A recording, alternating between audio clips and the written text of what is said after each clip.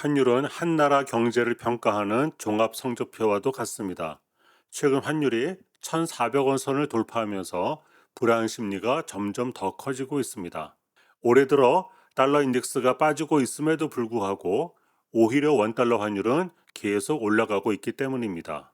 화면에서 보는 것처럼 1997년 외환위기 때에는 달러가 1,835원까지 간 적이 있고, 지난 2008년 금융위기 때에는 달러당 1,570원까지 오른 적도 있습니다.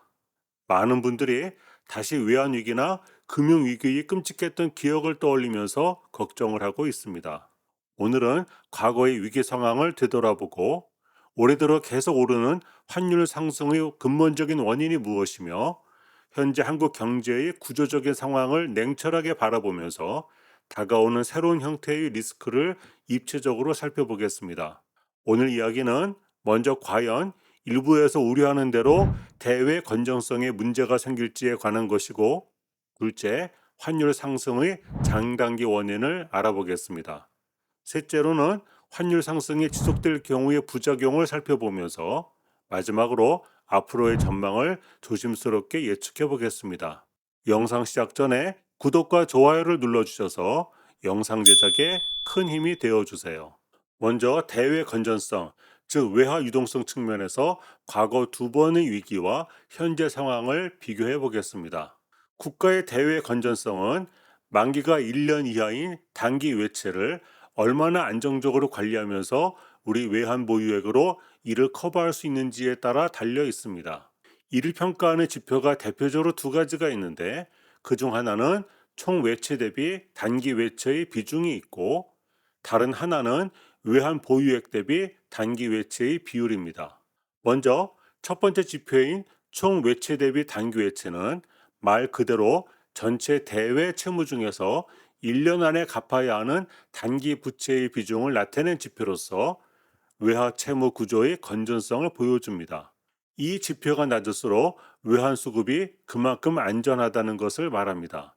화면에서 보듯이 1997년에는 약 44.3%를 기록했고, 지난 2008년에는 약 52%를 기록하여 사상 최고치가 되었으며, 당시 구조적인 취약성을 그대로 노출하였습니다. 그러나 얼마 전인 지난 2025년 2분기를 기준으로 이는 22.7%를 나타내어 단기 외채 비중을 과거 대비 절반 이하 수준으로 낮추어 구조적인 안정성을 크게 강화했음을 알 수 있습니다. 두 번째 지표는 외환 보유액 대비 1년 이하의 단기 외채 비율입니다. 이 지표는 외환 보유액으로 단기 외채를 얼마나 커버할 수 있는지를 측정하는 단기 유동성 지급 능력을 나타내는 지표입니다. 1997년 외환위기 당시에는 가용 외환 보유액을 기준으로 300%를 훨씬 상회하여 단기 지급 불능 상태에 있음을 알 수 있었습니다. 반면에 지난 2008년에는 79.1%로 100% 미만을 유지했습니다. 그리고 2025년 현재는 41%라는 매우 안정적인 수준을 유지하고 있습니다. 이는 한국의 외환 보유액이 현재의 단기 외채 규모를 커버하는데 어느 정도 충분하다는 정량적 평가를 가능하게 합니다. 그런데 여기에서 한 가지 주목할 점은, 지난 1997년의 수치는 통계적으로 잡히지 않은 부분이 있었기 때문에 현재의 엄격한 기준으로 판단하면 사실상 그 당시에는 훨씬 더 안 좋은 결과였다는 것이 대부분의 의견입니다. 지금까지의 내용을 총정리하면 화면에 있는 표와 같습니다.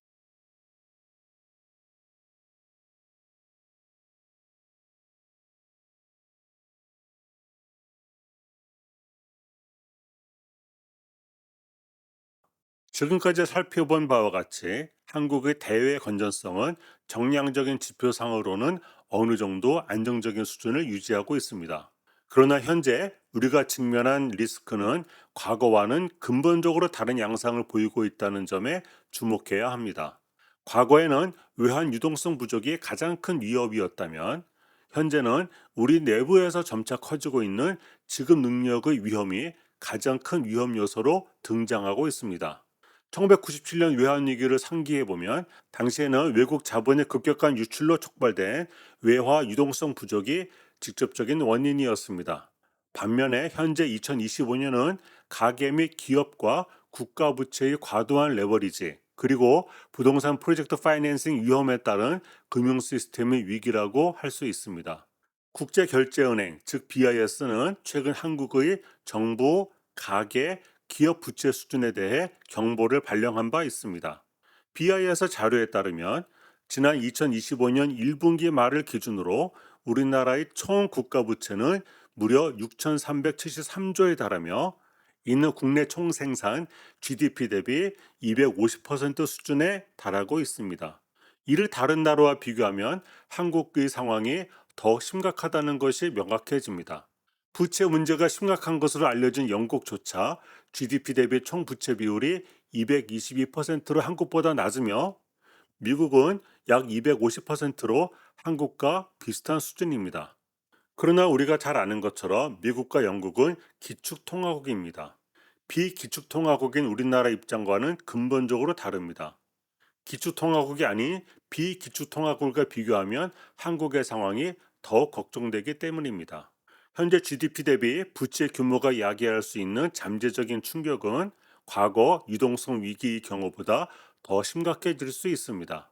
만약 국내에서 대규모 가계부채 또는 프로젝트 파이낸싱 부실로 인한 금융 시스템 충격이 발생한다면 이는 즉각 대외 신뢰도 하락으로 연결되어 급격한 환율 하락과 외국 자본의 이탈이 생길 가능성이 크기 때문입니다.